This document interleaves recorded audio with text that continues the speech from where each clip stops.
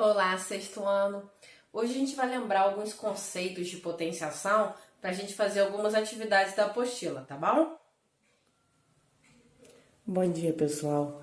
Para vocês responderem as questões da página 42 da apostila, vocês vão precisar lembrar de uns conceitos que eu expliquei a respeito de potência, que pode ser implementado tanto como na questão, falando sobre corda, como em papel. Eu vou lembrar aqui para vocês. Vamos supor que a gente tenha uma folha A4 inteira. Se ela está inteira, ela não foi dividida, é como se fosse uma corda.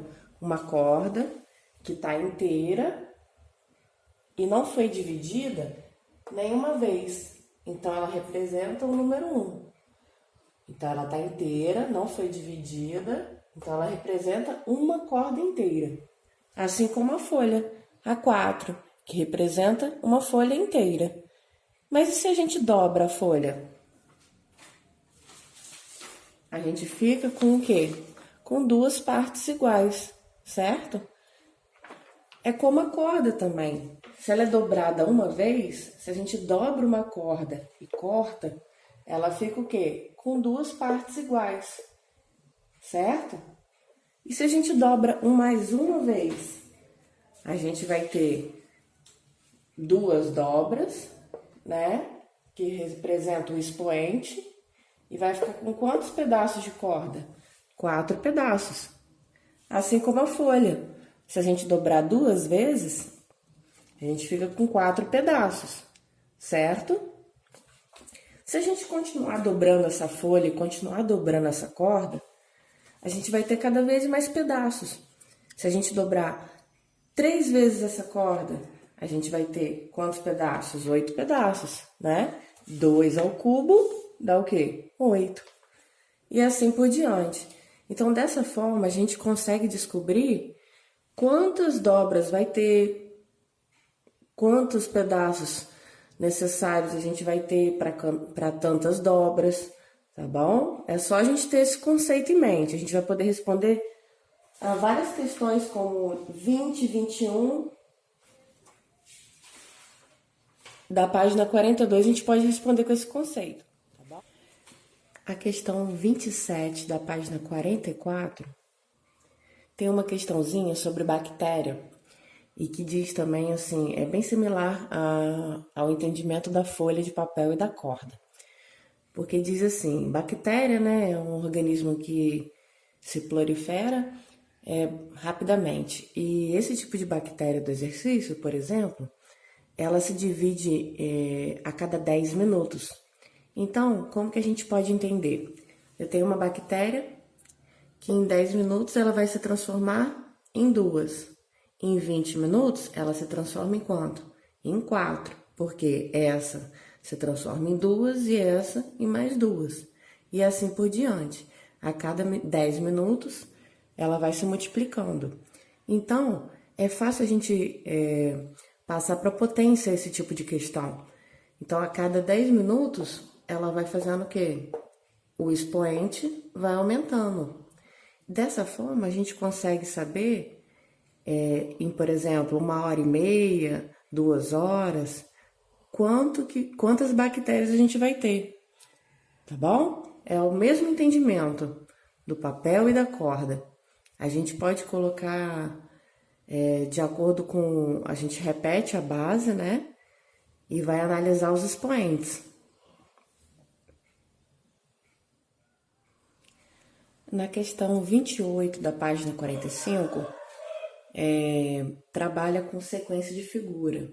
Só que dessa vez a gente está implementando aqui as potências. Então, como que a gente resolve esse tipo de questão? A questão pergunta, quantos quadrados pretos formam a quarta figura da sequência apresentada? Demonstre o raciocínio utilizado para chegar à sua resposta. Então, o primeiro passo é o quê? Tentar descobrir os padrões. A gente tem que descobrir os padrões de cada figura. E o que a gente percebe? Eu não consegui pintar o quadradinho todo, mas já dá para ter noção. Ó, aqui na primeira figura, a gente tem um quadrado perfeito, né? com 1, 2, 3, um lado com valor 4, ó, 4 quadradinhos na horizontal, 4 quadradinhos na vertical. Então, isso aqui é um quadrado, né? 4 por 4.